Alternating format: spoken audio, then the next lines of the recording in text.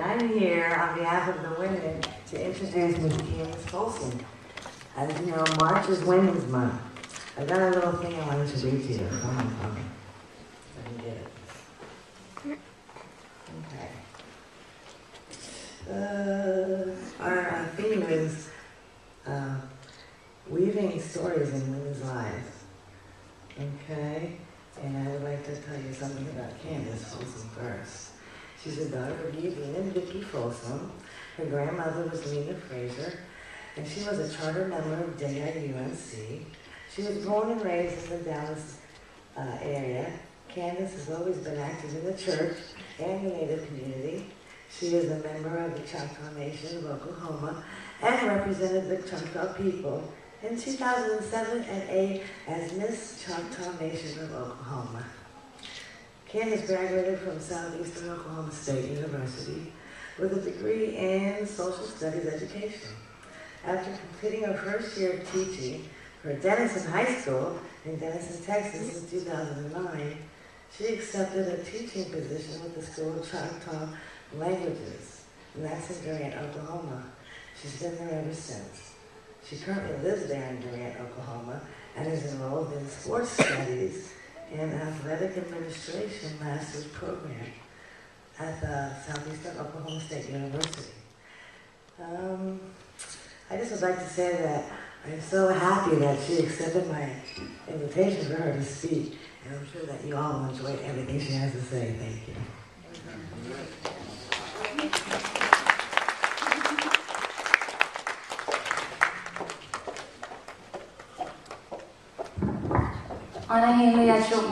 It's a good morning.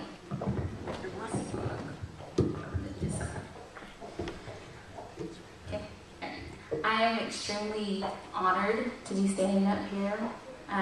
They asked me to speak on my accomplishments. I'm honored because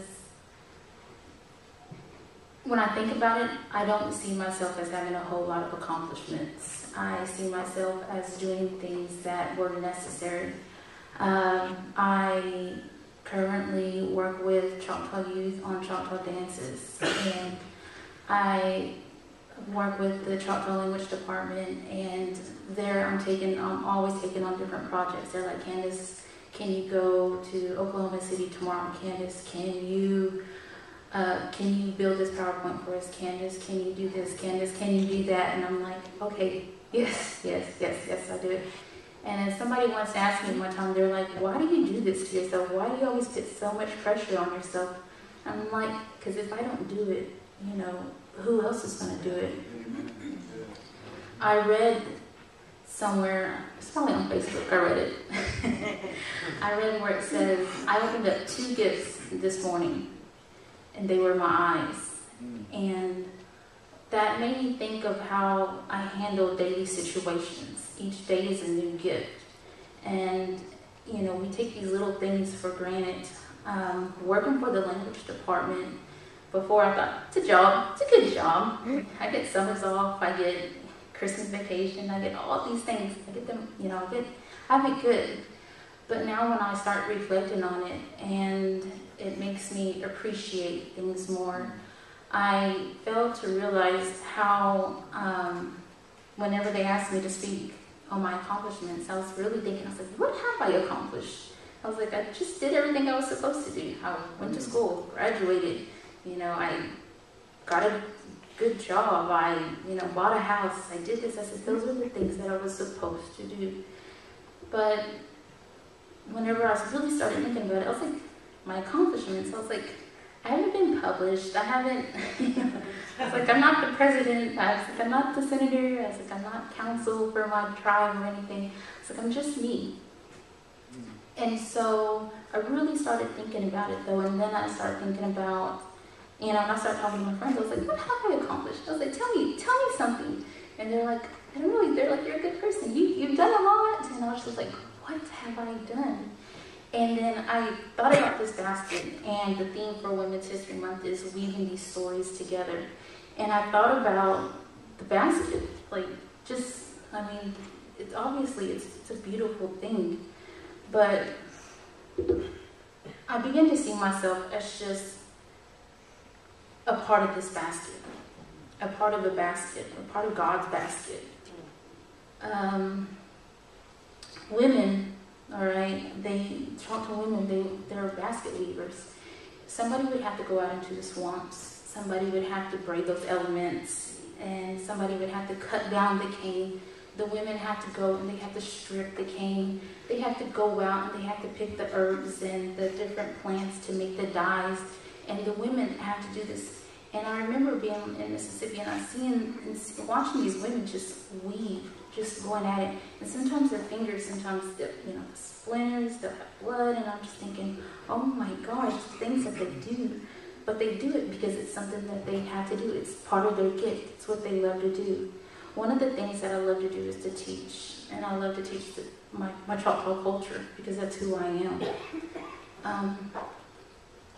Being a Choctaw language teacher, I get to reach out to, many different students, and I come across different stories and different backgrounds with these students. Me being a girl, and I speak quietly, but there's just a certain way that I have, and I guess it's one of my gifts. I work with alternative education students. And I remember my bosses being so worried about me. They were like, I'm so worried about you. They're like, just stand your ground. I'm like, I got this. I'm okay. And I worked with these students for 2 years. And I remember the first year, I had this one student. I was constantly getting on him. Sit down, pay attention, listen, do your work. I was always getting on to this one student all the time. And then finally he told me, he was like, Ms. Folsom, he was like, I know you think I'm not listening to you. I know you think I'm not paying attention to you. He was like, but, he goes, trust me. He goes, Choctaw is going to go with me. He was like, wherever I go, he goes, you're beating it into my head. He goes, it's going to be with me forever. I was like, all right, like, okay. Well, 2 years later, I have a knock at my door. And I see a head pop around, and I was like, hey, this student had graduated. He went off to the Army, and he was telling me, he was like, Ms. Folsom, I was stationed over there in Korea, and he was like, we're all in our bunks, and he was like, and one guy's talking about how he knows Farsi, one guy's telling how he knows Spanish, and another guy saying he knows Korean. He goes, Ms. Folsom, I couldn't be left out. He was like, he goes, what did I do? He goes, taught them Choctaw. He was like, I taught them how to count from 1 to 10. And I was like, wow. It's like, so, it's like, I did that. And a couple of weeks ago, I had again worked with these alternative education students, and last year, and I was sitting at my desk, and one of my fellow teachers came knocking at my door, and she was like, hey, and I was like, hey, and she was like, do you remember this student? And she said his name, and I was like, I do. I was like, I remember him. And she was like, yeah. She goes, I saw him at the gas station. And she was like, and he noticed her. She was like, immediately, just started speaking Choctaw to me. And I was like, what? And she was like, yeah, and he says that you were one of his favorite teachers. And I was just like, oh, like, wow. But she said, she was like, his Choctaw is spot on. She was like, he acknowledged me, and all these little things. And I was just like, wow. And and it just gave me like this feeling like I did that. And so, and then like I have friends, and it's not just in my, just my students, but, my friends, they're like, Candace, teach me Choctaw. And I'm like, all right, and I'll teach them little words, or I'll, do this, and, and it's just something that just makes me feel good. Like, that's my gift. Like, I was very blessed to have this opportunity to speak Choctaw, to learn the dances. A lot of our dances are dying out. Or they did die out. They're gone. So whatever dances that we have, it's just about me trying to preserve those dances. And this is where I say, like, if I don't do it, who else is going to do it? Because I have that knowledge. I know how they're done. I know what chants, are to be sung to this dance, or I know the words, or I know the sounds. But if I don't show anybody, and if I keep it to myself, then what's going to happen to those dances? What's going to happen to those words? These are dances. Those are words. These are songs that we're saying, and they were, and they weren't performed. They were done because that was a way of life. And my great grandparents participated in these dances. It's just something that they did. It's what made them Choctaw. And I'm happy to say that I'm Choctaw. I'm very proud to say that I'm Choctaw. But going back to where somebody says, why do you do this to yourself? Why? Why do you put so much on your plate? And I'm like, I don't know. I was like, I just do it because I have to. And like I said, I take on these projects, and sometimes I'll go home and, I know that I have homework to do. I know that I have this project. I know I have these lessons, and I know I have this. And I always think back to this verse that I remember, or this song that I remember hearing, but I never really realized how much of a role that it played. And I'm like, I have to pull it up off my phone.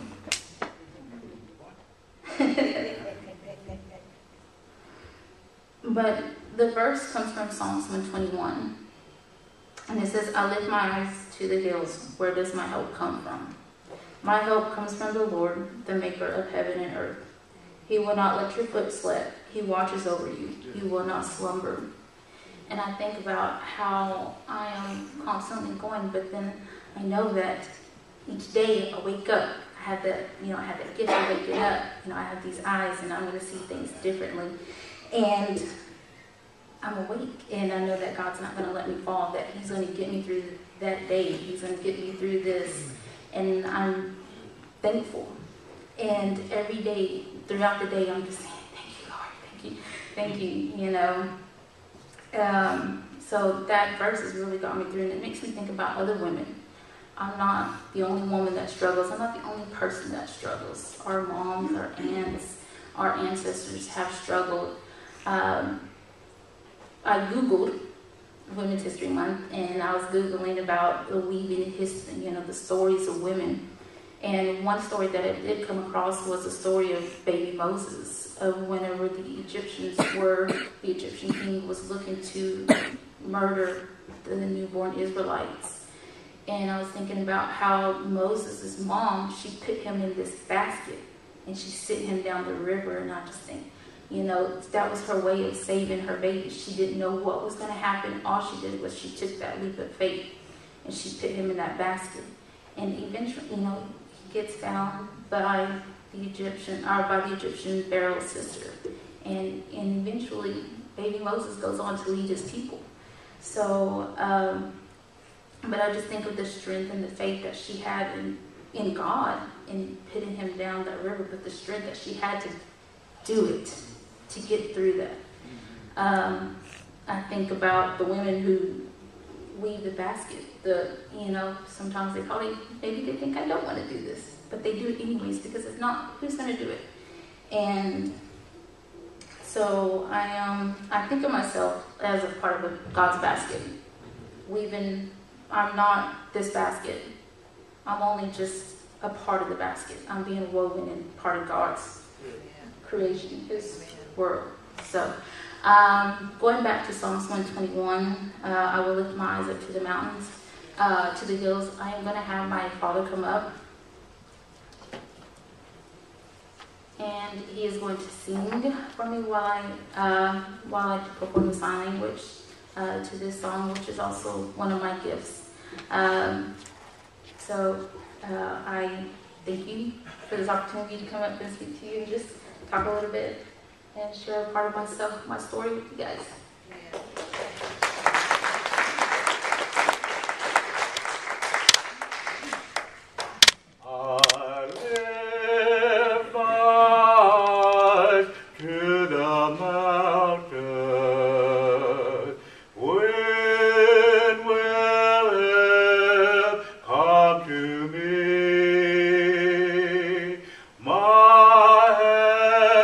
comes from the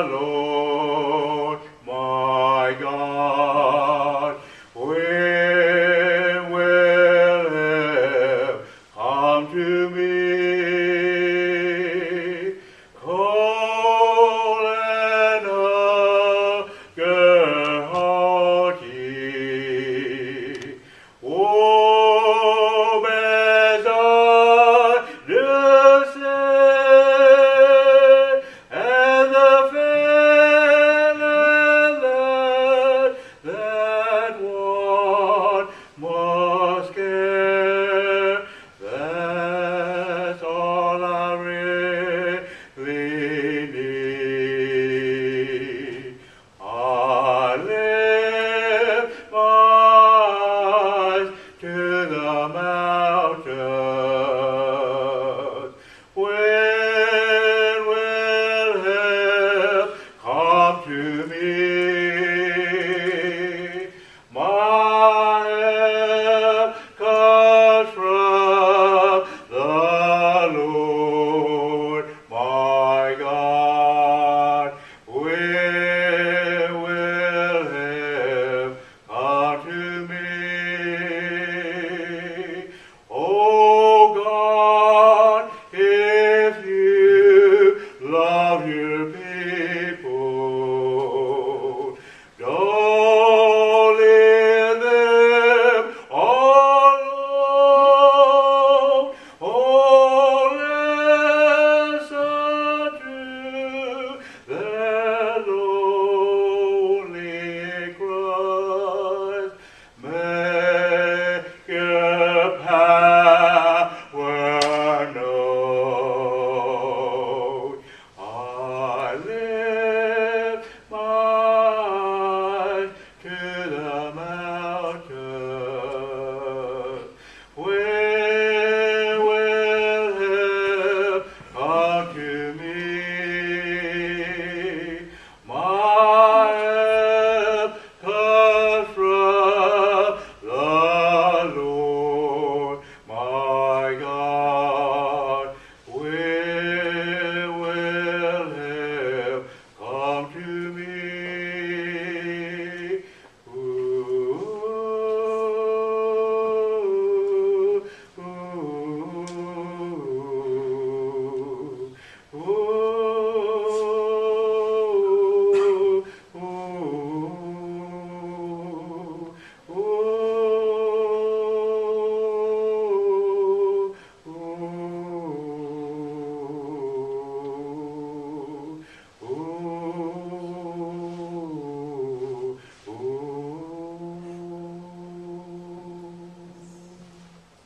And let all of God